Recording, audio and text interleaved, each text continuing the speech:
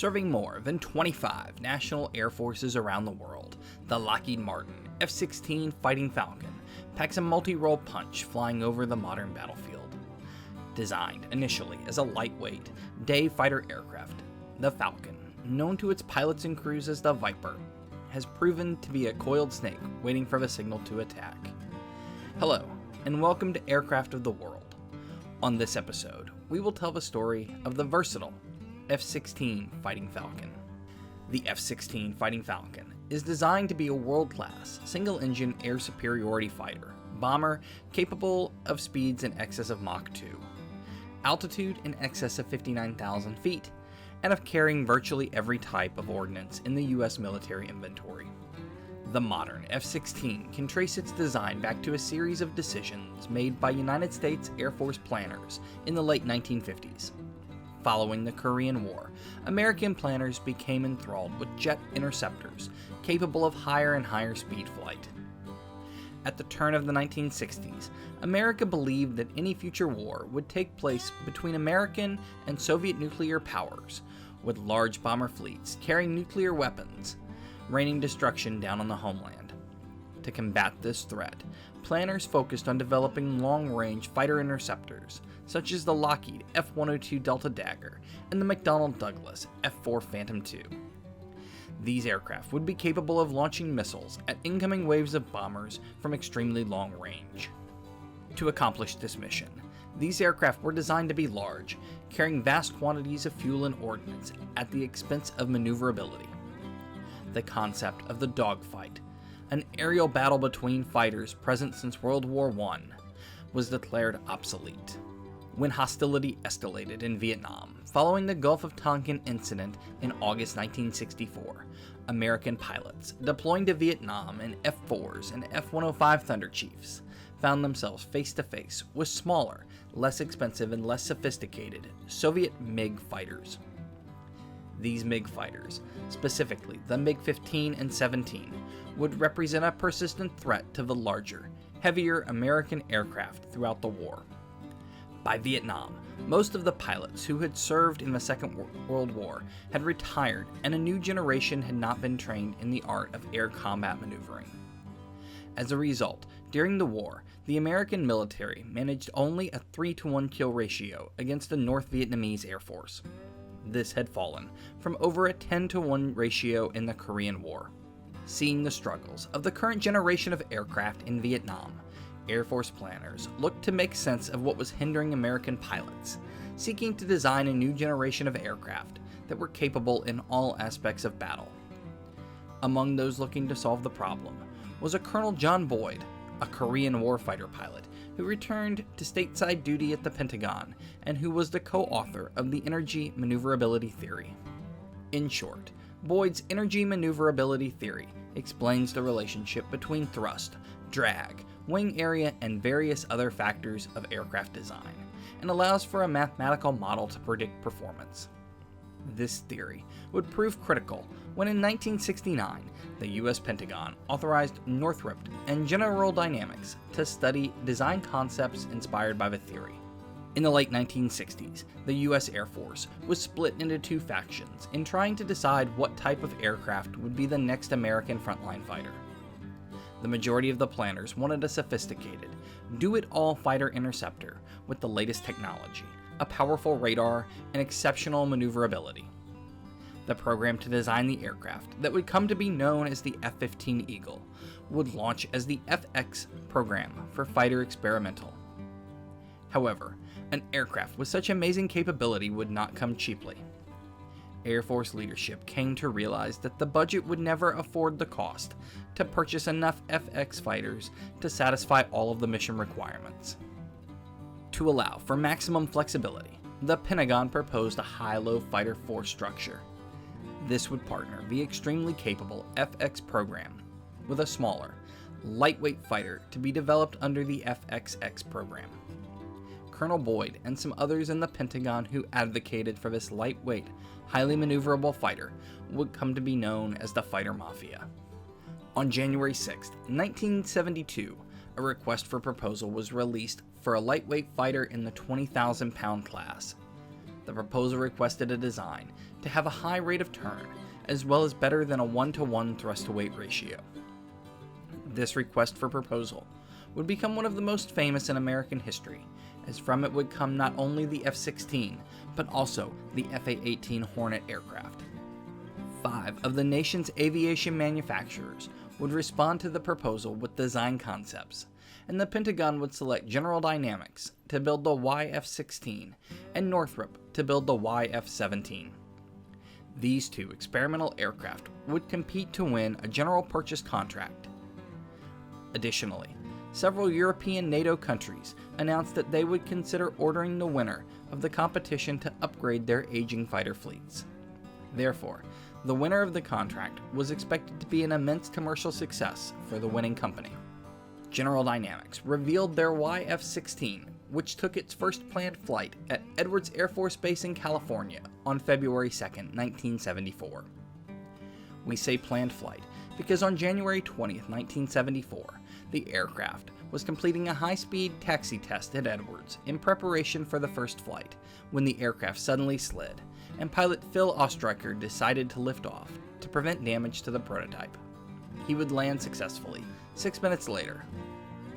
The prototype YF-16 would go supersonic for the first time on February 5, 1974, almost 4 months before Northrop's contestant would take to the skies. Congress, as well as the multinational partnership, would watch eagerly as the prototypes began an extended test series during the summer and fall of 1974.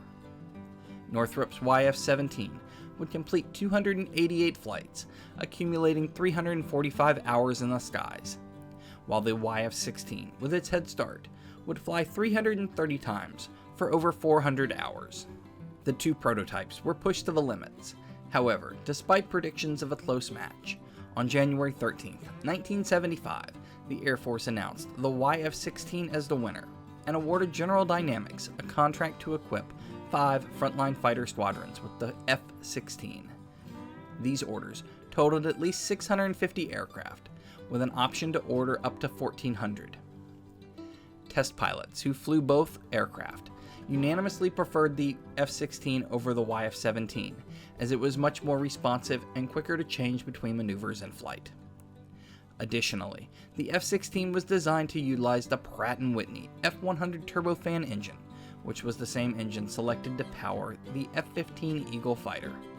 Thus, the commonality of engines would allow for substantial cost savings for both programs, as well as a commonality of training for engine mechanics and support personnel. Following the U.S. Air Force decision to order the F-16, 4 European nations opted for orders as well, totaling an additional 348 aircraft. These aircraft would be built under license in the Netherlands and Belgium, which helped to secure the orders from these nations.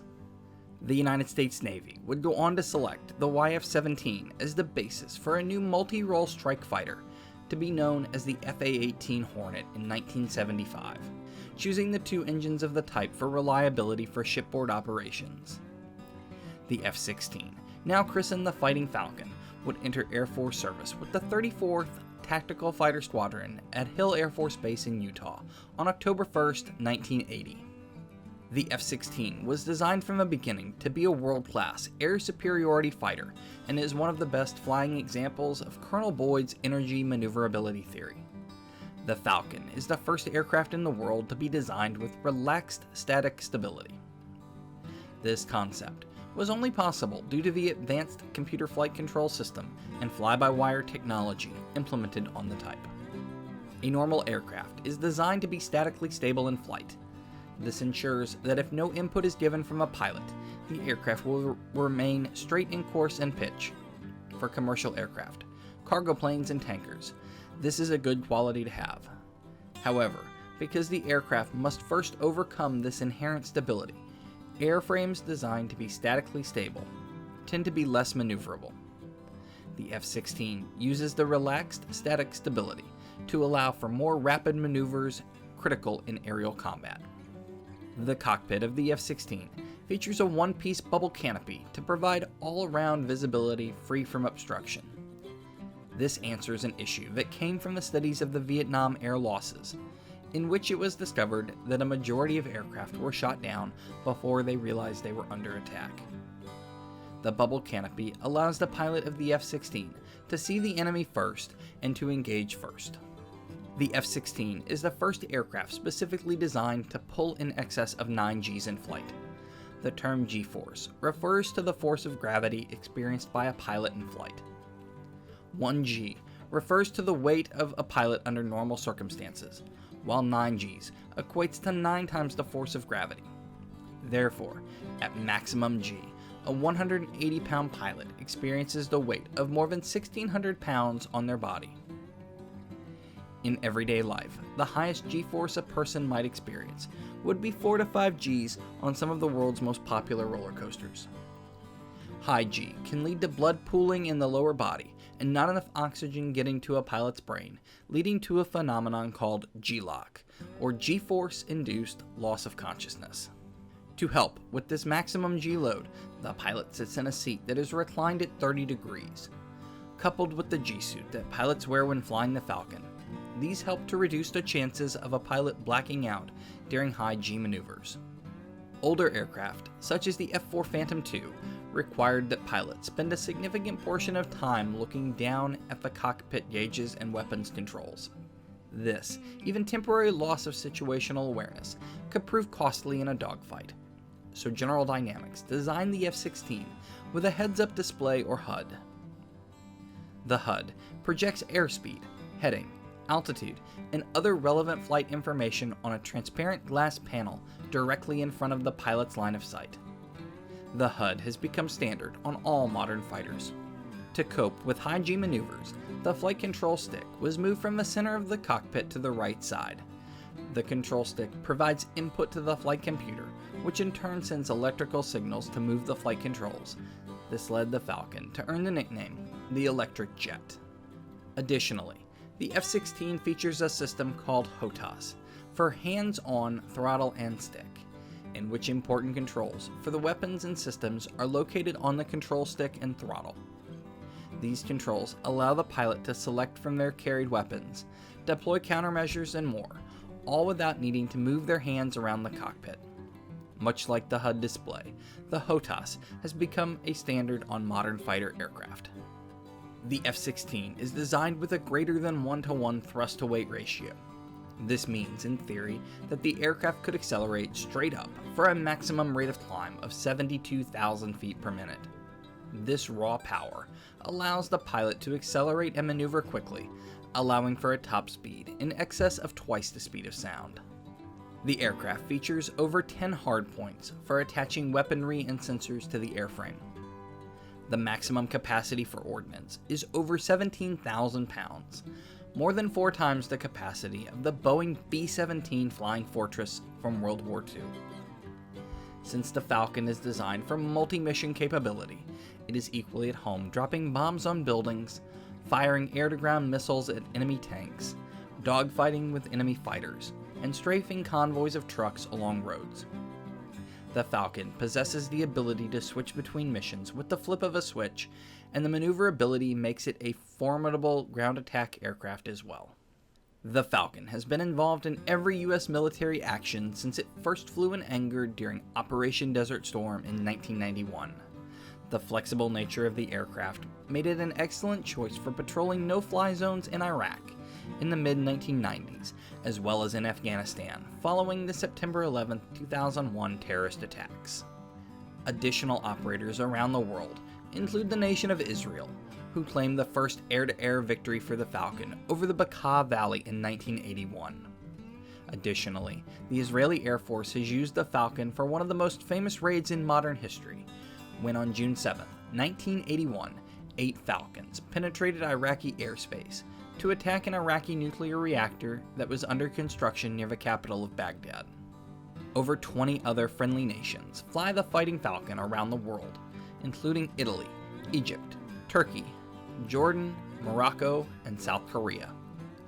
The immense popularity of the design, simple operations and maintenance, as well as the relatively low cost of around $20 million, have been a boom for the program, which has seen more than 4,600 roll off the assembly lines. In 1992, The Lockheed Company acquired the military aircraft division of General Dynamics, and thus the F-16 program. Acquisition by Lockheed has increased the sales and opportunities for the type in the export market, including a joint venture between Lockheed Martin and Mitsubishi Heavy Industries to create the F-2 Viper Zero, a modified and upgraded version of the original F-16 that is manufactured in Japan.